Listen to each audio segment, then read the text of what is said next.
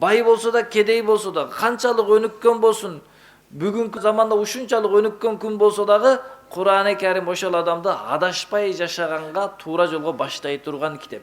Ооба кээ бир аяттарды түшүнө албай калышы мүмкүн адам. Окуп көрсө бир жерде башкача, экинчиде башкача көрүнөт. Ал сенин көзүңө. Кур'ан-ы Карим адамдарды бул жашоодогу орто ийгиликтүү жашоого башкарган китеп, түз китеп. Эгер Кур'ан-ы Каримдей жашай турган болсоң, эң адептүү, эң ахлактуу, эң чырайлуу мусулман болосуң. А Кур'ан-ы Карим эмне кылат? Адамдын руханий жашоосуна, чыныгы жашоого болгон көз карашын көрсөтөт.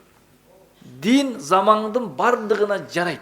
Себеби адам заман өзгөрсө макул, эшек мингендер, ат мингендер, самолет минип калар. Бирок адамдын ички кулк мүнөзү кечиримдүү бойдон эле калыш керек да.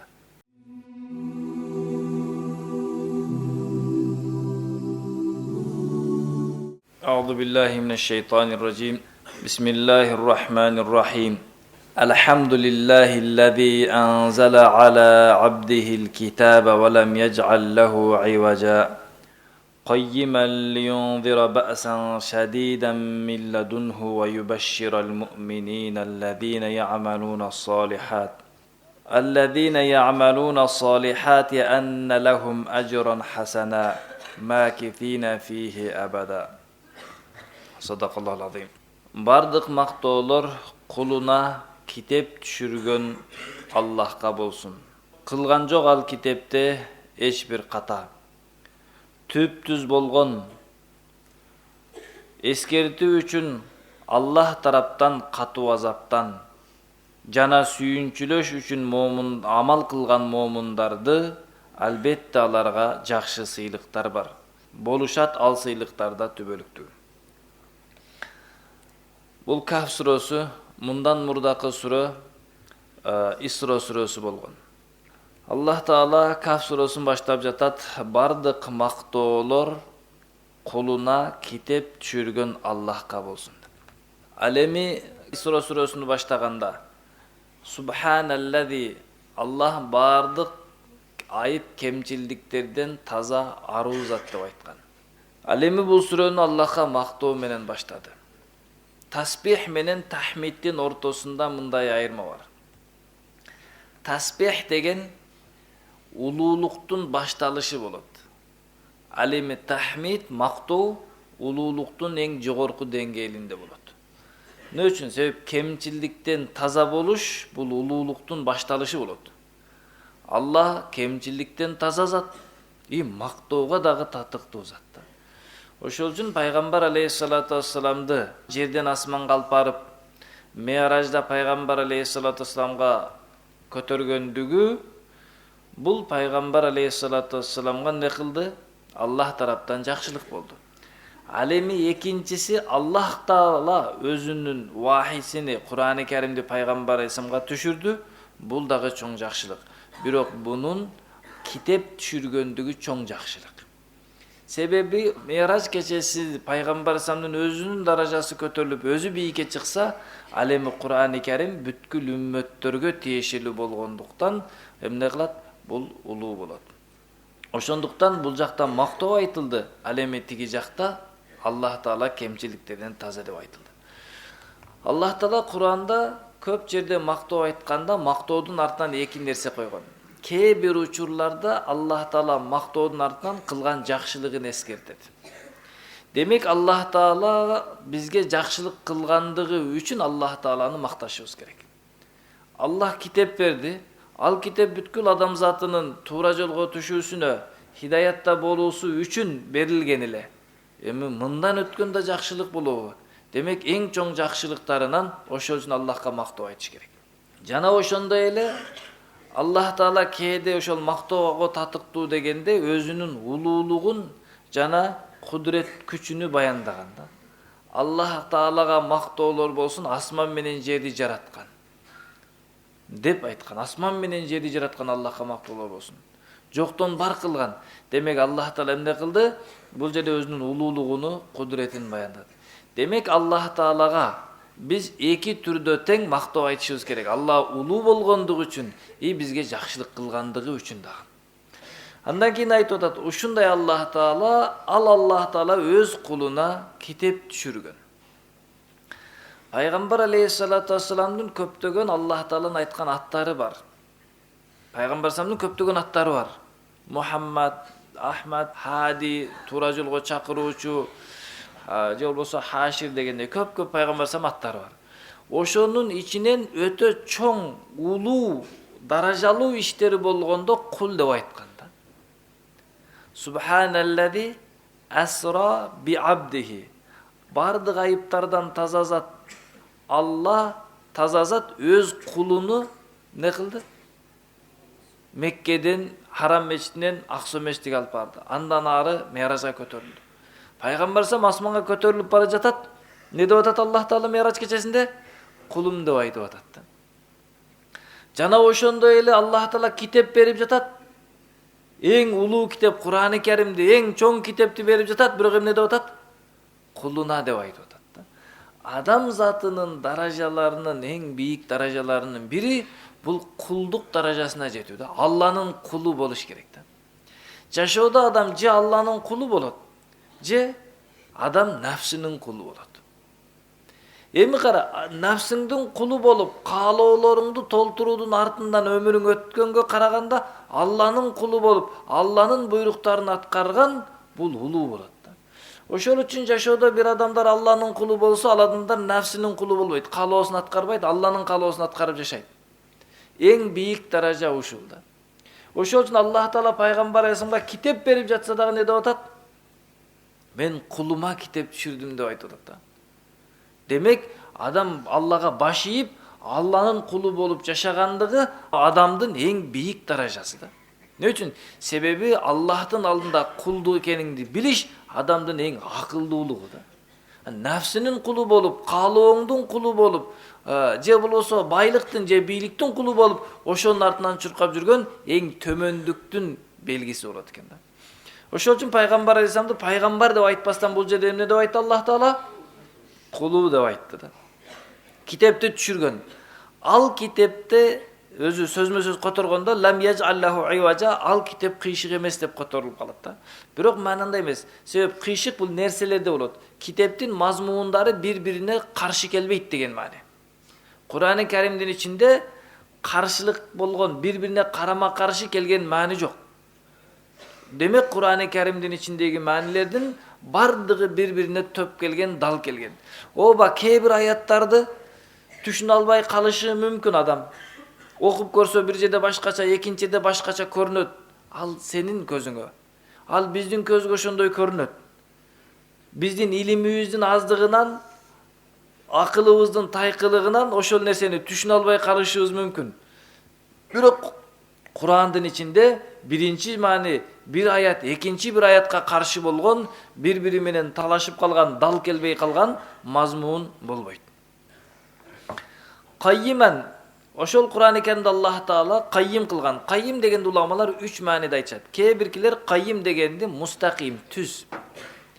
Аша чапкан маанилер жок, сустук кылган жери да жок. Кур'ан-ы Карим адамдарды бул жашоодогу орто ийгиликтүү жашоого башкарган китеп, түз китеп. Кээ бир жашоодо адамдар не кылат? Аша чабат. Кээ бир адамдардын жашоосунда не кылат? Сустук кылат. Адашуу эки себептен болот.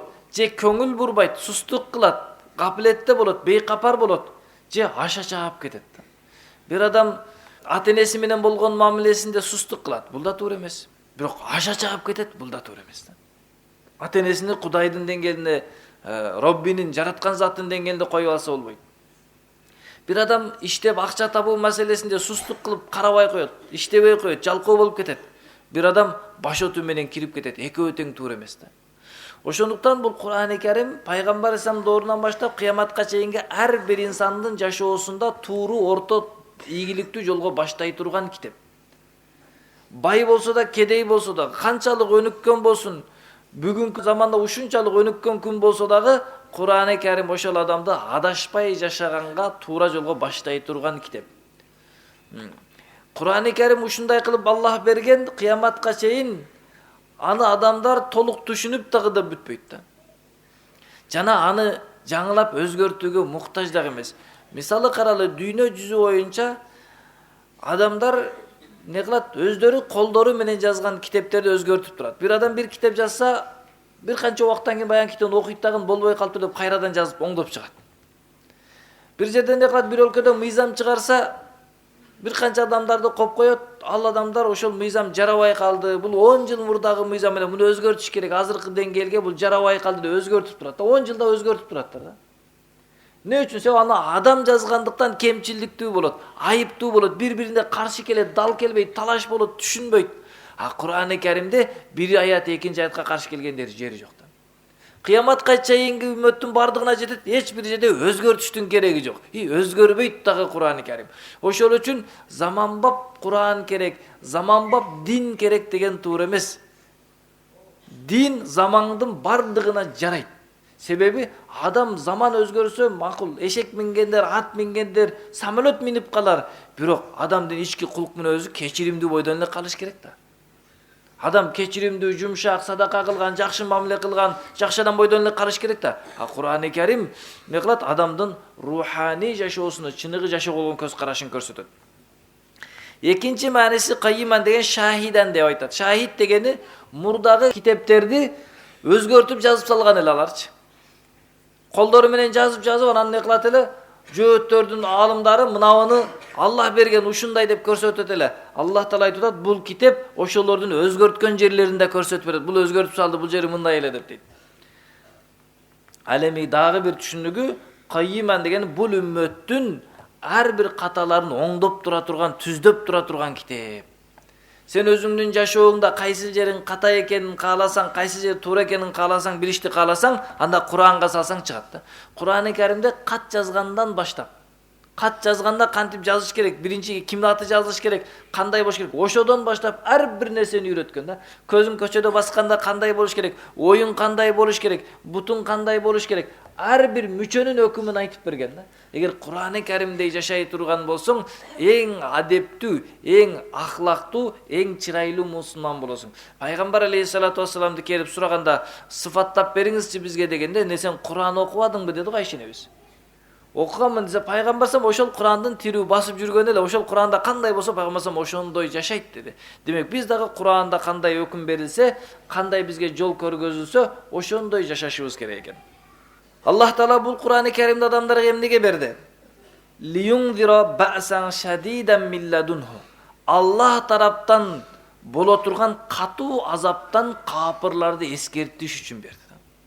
Бул биринчиси. Экинчиси, жакшы амал кылган момундарды сүйүнчүлөш үчүн берди. Бул экөөсү тең барго, бул дават.